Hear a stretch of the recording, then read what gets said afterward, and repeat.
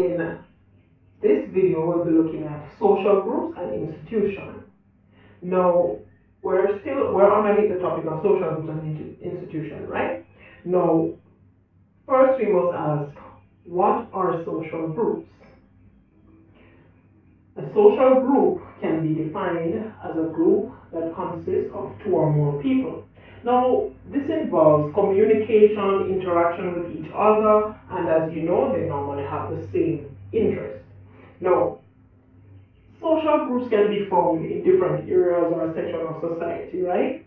And normally have a great or strong influence on its members. Now, you might not know, but a group and a social group are different.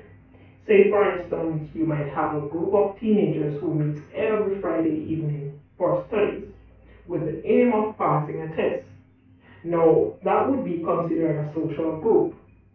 While you have a group of people sitting in the airport together awaiting their flight, that would be considered a group, right? Now, this is normally temporary. The group is normally temporary. The social group is more. It can be temporary, but on a long-term basis, as well as it can be permanent, right? So learn the difference, guys, right? All right, so we are going to go into types of social groups. Now, types of social groups. This includes first up, we have primary social groups, right?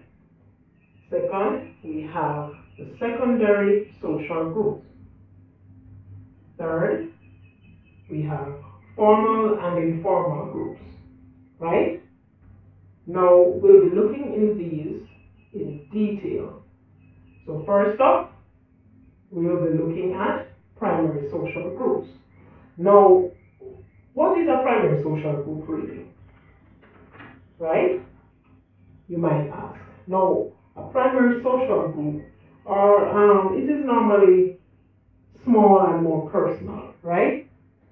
So the relationship with members within the primary group, are very close as well as personal. You know, like face to face in a close and small space, right? Now, for example, like your family members or friends, or it could be your significant others and friends as well, right? So that is primary social group in a nutshell, right? So moving on to secondary social group, right? Now, what is secondary social group? Now, primary groups can be found in the secondary social groups, right? So it is really a larger group which is more impersonal and tend to be goal oriented, right?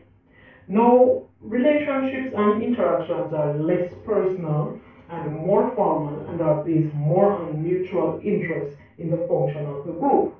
Now, membership of secondary social groups has less influence on a member's sense of identity or feelings of belonging that membership of a primary group would carry, right? Now, examples of a secondary group are like schools, churches, youth club, organization, and you get the gist, right? Secondary groups often contain primary groups, as I said before. For example, friendship groups from it normally forms spontaneously within a church or a school, or anywhere there is you have a group of persons with the same interests, as I said before, right?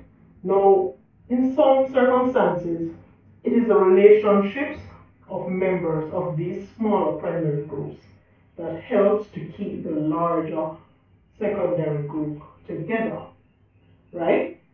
All right. So we're moving on to formal and informal groups, right? Formal and informal groups. What is this really? Formal groups have structures, right? Such as rules and orders, right? While informal group normally has the opposite. No rules or orders. So it's really self-explanatory there. Now, social groups can also be categorized as either formal or informal, as you know, right? So it's still a social group, right? Based largely on how the groups are organized. A sport club and a Rotary club are examples of formal groups. Friends who meet for non-directed leisure or recreational activities, right? These are examples of informal group, right? Informal groups can sometimes form within a formal group too, right? Right. So, as I said before, a sport, a sport club or Rotary club are examples of a formal group. Formal group, informal group, sorry, they are the ones that, do informal stuff like maybe, have a bunch of friends or whatever it is, our group of friends come together to just hang out and, have recreational activities and those stuff. Alright guys, I think you get the gist, right? So moving on, we're moving on to characteristics of social groups, right? So what are the characteristics of the social group? Now first we're going to look at structure and leadership, right? Now, structure and leadership, what is that? Formal groups have a clearly defined hierarchical structure, giving a clear line of authority levels. Now, aspects of the organization, including the structure of the organization, rules to be followed, and general procedures, may be recorded or written down, right? Right. So an informal group, though, has no clear structure and no set lines of authority, although a leader may emerge from within the group. Now, this person will not have a formal authority, but will create ideas, motivate others, and make things happen. But it is not formal, right? So next up, we're going to look at membership. Membership of a social group is either voluntary or involuntary. In the voluntary membership, individuals use their own criteria to decide whether or not to join a group, while you have involuntary membership of a group occurs when an individual has no choice about being a member. As when, people are born into a particular family or society, they have no choice, right? So that's involuntary. Right. So next up, we're going to look at marks of identity. Marks of identity. What is this? Right? Many groups have a way of marking out members from non-members, right? Uniforms are an obvious example and are used by schools, scout and guide groups, sports, drama and dance clubs, right? The armed forces, the police, and other emergency services also have uniforms to distinguish them from the members of the public, right? So that is those are marks of identity, uniforms, badges, whatever it is, right? So next up, we'll be looking at behavior, right? All social groups develop expectations for behavior. For example, even members of informal friendship groups expect other members to be honest, right? They expect them to be honest, open, and respectful, whether it's formal or informal, right? In a formal group, the rules are more likely to be formulated, agreed, and written down. Some rules may even guide interaction between members when, for example, individuals with a certain status have to be addressed in a given manner, right? In the informal groups, a member who does not behave as expected will feel the disapproval of other members, right? And may even be excluded from the group.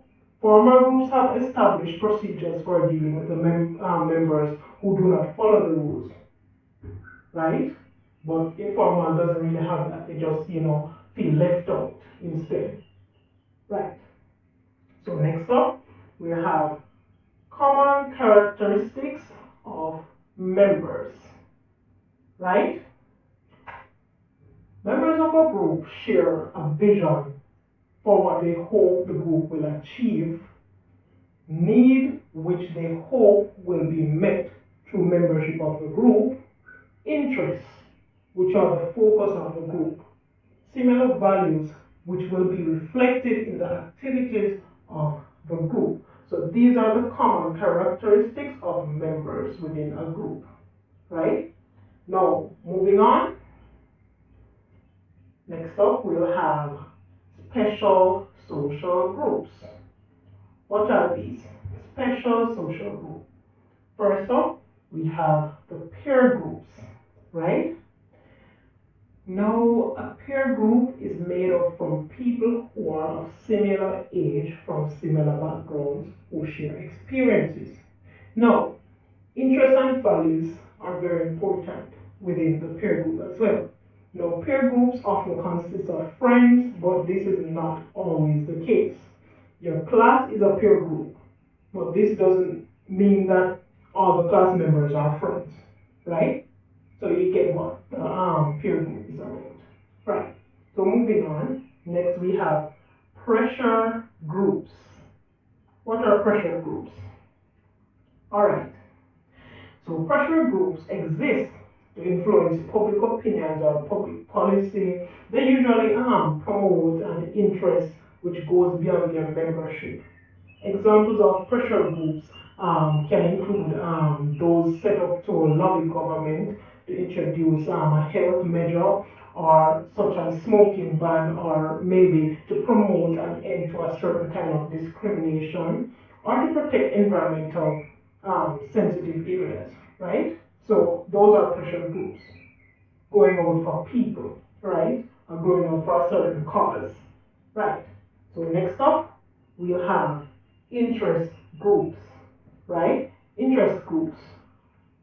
Interest groups consist of people who wish to work together, possibly in influencing public opinion, right? Or in lobbying government as well, in protecting a particular interest or benefit they have, right? Professional or national association of hotel owners, manufacturers of food producers are example of interest groups.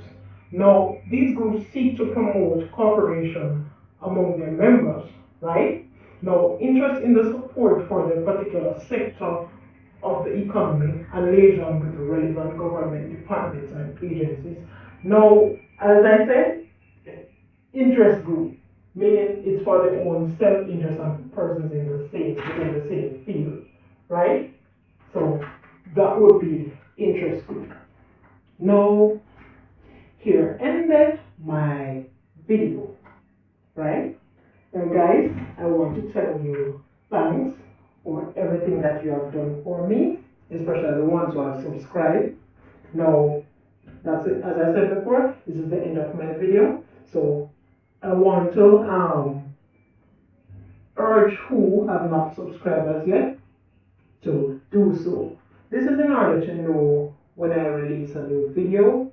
If my video was helpful to you, you can just like or subscribe and share, right? So guys, thank you for doing the good job. So bye.